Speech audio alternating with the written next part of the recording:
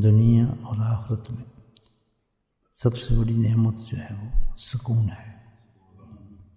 آخرت میں جو سب سے زیادہ سکون میسر ہوگا انسان کو وہ جنت ہے۔ جو کہ سکون کی ہے سب سے بڑا انعام سکون کا ہوگا، کوئی پریشانی کوئی مصیبت ہوگی نہیں وہاں پر سکون کے علاوہ۔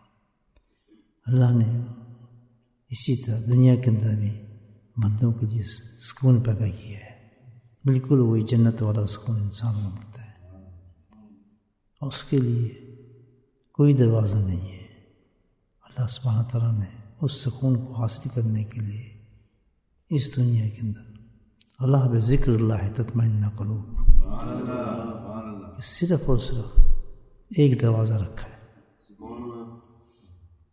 ایک دروازہ ہے۔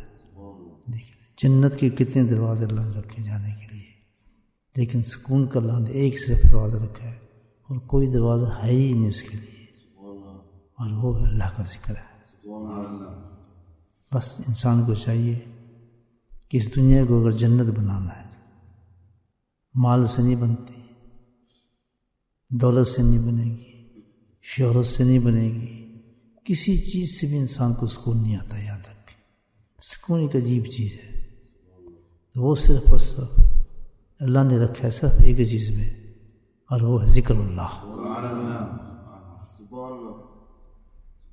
ذکر تک پہنچنے میں یاد رکھیں تکلیف ہے انسان کو، ذکر تک پہنچنے میں تکلیف ہے، جیسے جنت تک پہنچنے میں انسان کو کافی آزمائشیں اور تکلیف ہے یا نہیں؟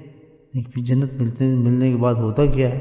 سبحان اللہ، پھر آدمی سوچتا ہے کہ وہ تکلیفیں تو کچھ بھی نہیں تھی جس کی جگہ مجھے انعام ملا۔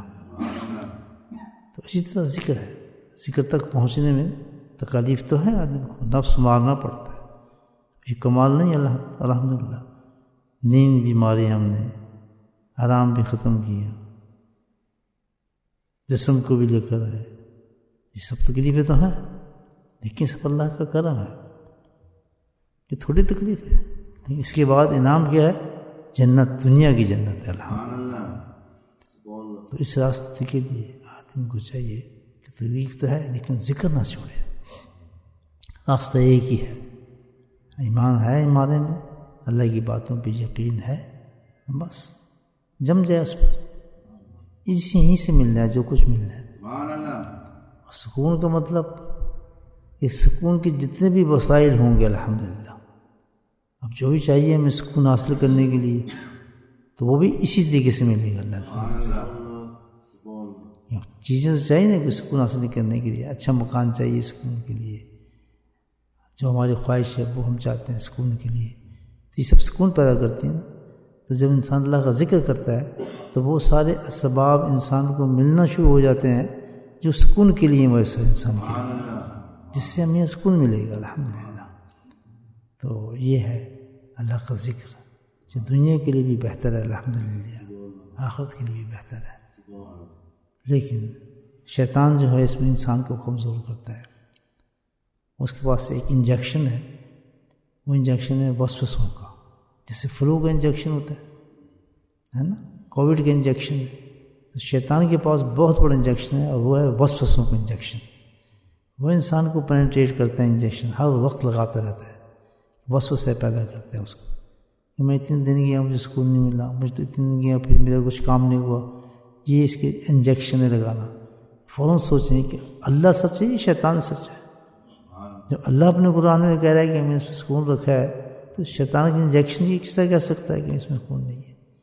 یقیناً اس میں وجہ ہے کہ اللہ اس میں اور مجاہدہ کرانا چاہتا ہے مجھ سے، اور چاہتا ہے کہ اس میں محنت کرائیے کہ میرے درجات بلند ہو۔ تو یاد رکھیں جب بھی کوئی نفس ہمیں سست کرے اور دماغ میں ڈالے بڑا مشکل ہے، کیا ضرورت ہے یا یہ کر لیتے ہیں، تو فوراً سمجھ جائیں کہ وہ ایک بہت بڑے انعام سے ہمیں روک رہا ہے، جس کے لیے ہمیں جنت ملنی ہے دنیا کے اندر، دنیا ہماری جنت بننی ہے۔ اور اس کا وعدہ ڈائریکٹ اللہ پاک نے قرآن میں کہا ہے، بہت بڑی آیت ہے سورہ رات کے اندر، یہ آپ پڑھ لیں۔ الذین یذکرون اللہ تعالیٰ نے قرآن کی تعریف، قرآن میں ذکر کی تعریف فرمائی۔ اللہ تعالیٰ کی بہت کرم ہے، بہت کرم ہے کتنی پیاری صبح ہمیں نصیب فرمائی ہے، کیسی مبارک دنوں کے اندر اللہ تعالیٰ نے ہمیں یہاں بٹھایا ہے، انشاءاللہ سکون ہی سکون اللہ تعالیٰ فرمائے۔